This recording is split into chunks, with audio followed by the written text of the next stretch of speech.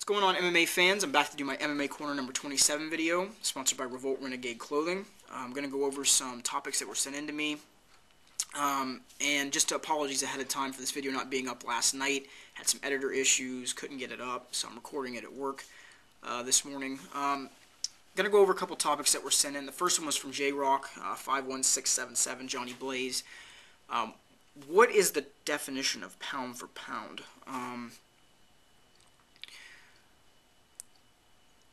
I would say that the definition of pound for pound would be that a guy is active not only in his weight class, decimating the weight class, but gets 3 or 4 fights a year against top tier competition. And then to, maybe, one thing I would tack onto it is a guy that maybe fights in and out of a weight class. We see Anderson Silva do it. That's a good example where he's had 3 or 4 solid fights, in the year for him, even though you can't really consider Talis Latis and Patrick Cote, I would say, top-tier competition, but,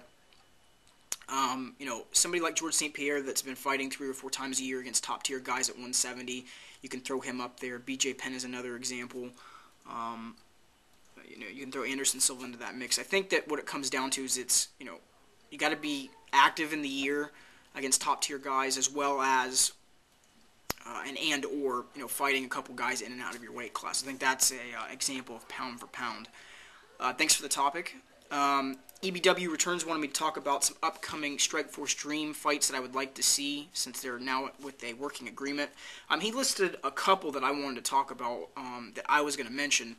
One is Marius Zambroskas versus Nick Diaz. I think that'd be a very entertaining fight. Both guys are very explosive, talented. Nick Diaz has an unorthodox style with his boxing. Zambroskas, has really improved with his takedown defense and his kickboxing, and has really looked like a killer as of late. That would be a very, very entertaining fight for the fans.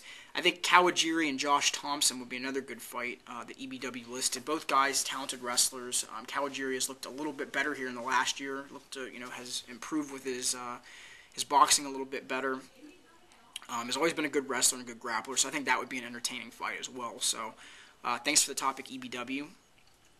The next topic was sent in from Rand F. Productions. What do I consider a good night of fights? Fights that all end in a first-round knockout, go the distance, or has some submissions. A good night of fights, I think, is a well-rounded card where you have a couple good decisions where they're entertaining fights. You have a couple good knockouts that, they kind of go either late into the first or maybe into the second. You have a couple good submissions. When you have a fight card where you have a lot of clinching and there's not really anything going on in the clinch, you don't have anything happening on the feet with the exchanges. There's not some impressive grappling on the ground. Those tend to be the lackluster cards. But cards that have a couple good knockouts, a couple good decisions, a couple good submissions. Those are, I think, considered what I would consider a good night of fights. So. Thanks for the topic. The next one was from Luke Steff, and I was going to get to this one on my last MMA Corner, so I apologize about not getting to it. What do I think about the last shot that Dan Henderson delivered to Michael Bisping? Is it legit or is it out of line? Many people don't go back and look at the Dan Henderson-Vanderlei Silva forearm shiver that he delivered at Pride 33, and no one really said anything about that. And then when Bisping got hit with that shot, a lot of people stepped up. I remember the forums blew up after that fight. One of the things with MMA is you don't stop until the ref steps in and stops it. You've seen guys like Nate Marquardt, they don't deliver that last shot to Demian Maia. I think Dan Henderson was in the heat of the moment. He wanted to make sure that the fight was stopped. Was it a kind of a statement shot? I think you could make the argument that it was. Was it out of line? The ref hadn't stepped in yet. I think it's a catch-22. You can make the argument for, you can make the argument against. My opinion, I don't think it was out of line. I think that, it was a shot before the ref stepped in.